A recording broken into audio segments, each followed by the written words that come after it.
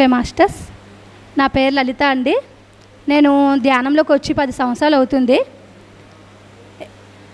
ఈరోజు మనకి ఇంత అద్భుతమైన ధ్యానాన్ని తీసుకొచ్చిన బ్రహ్మశ్రీ సుభాష్ పత్రిజీ దంపతులకు, అదేవిధంగా spiritual tablet research foundation doctor JK గారికి నా ఆత్మ ప్రణామాలండి.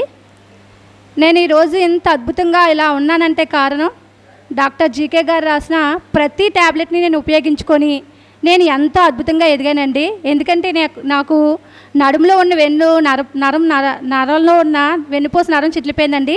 2 కాళ్ళు యాక్సిడెంట్స్ అయిపోయాయండి. ఎలా వెళ్ళానంటే నేను మాడుగుల పిరమిడ్కి చాలా ఇలా ఒంగోని వెళ్ళానండి. అక్కడ 3 days వర్క్షాప్ జరుగుతుంది. ఆ వర్క్షాప్లో అప్పటికి నాకు ఇంకా ఏం తెలియదు.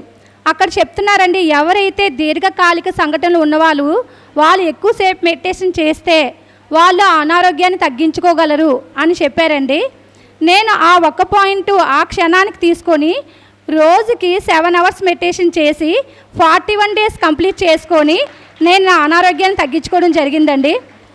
అదేవిధంగా అక్కడికి నాతో పాటు మా బాబుని తీసుకెళ్ళానండి. బాబుకి year problem and eye problem. అక్కడ ఏంటంటే చాలా మనం అక్కడి నుంచి మనం ఎక్కువ కర్మలు తీసుకొస్తాము, ఒక్కొక్క కర్మను తొలగించుకోవడానికి భూమి మీదకి వచ్చాము అనే విషయం నాకు అక్కడికి వెళ్ళిన తర్వాత ప్రతి బుక్ చదివిన తర్వాత అర్థమైందండి. అక్కడ బాబు అలా మాటలు రావు కదా, డాక్టర్ జీకే గారి దగ్గర తీసుకెళ్ళాను.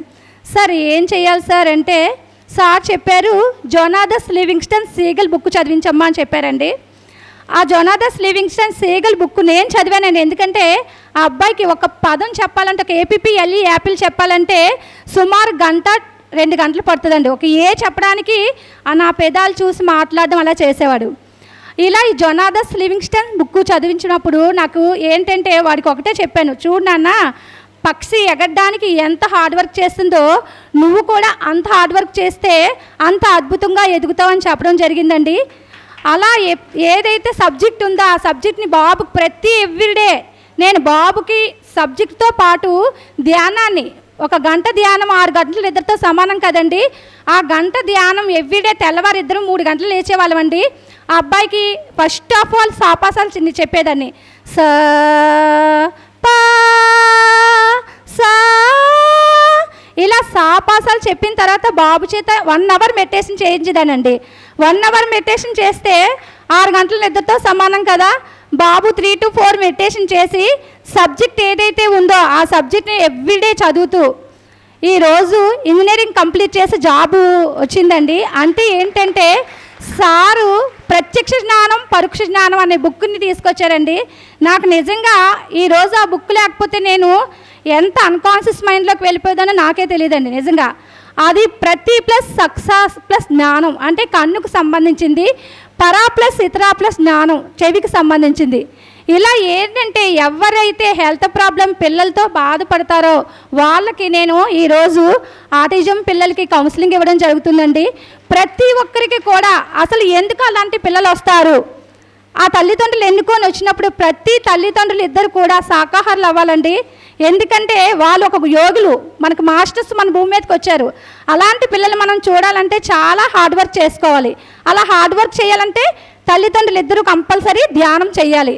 ధ్యానం చేయాలంటే ముందు అసలు ఏంటి బాబు ఎందుకు వచ్చాడు అనే విషయం మనం తెలుసుకోవాలంటే ముందు తల్లిదండ్రులు ఇద్దరు ధ్యానం చేస్తూ ఆ బాబు భూమి మీదకి ఎందుకు వచ్చాడు, మేము చేయవలసిన కార్యక్రమం ఏంటి, నేను బాబుని అలా తీసుకురావడానికి కారణం ఏంటంటే ధ్యానం నేర్చుకున్న తర్వాత ధ్యాన ప్రచారం చేస్తూ బాబు లాంటి పిల్లలు ఎక్కడైతే ఉన్నారో వాళ్ళ దగ్గరికి వెళ్ళి వాళ్ళకి కౌన్సిలింగ్ ఇచ్చేదాన్నండి.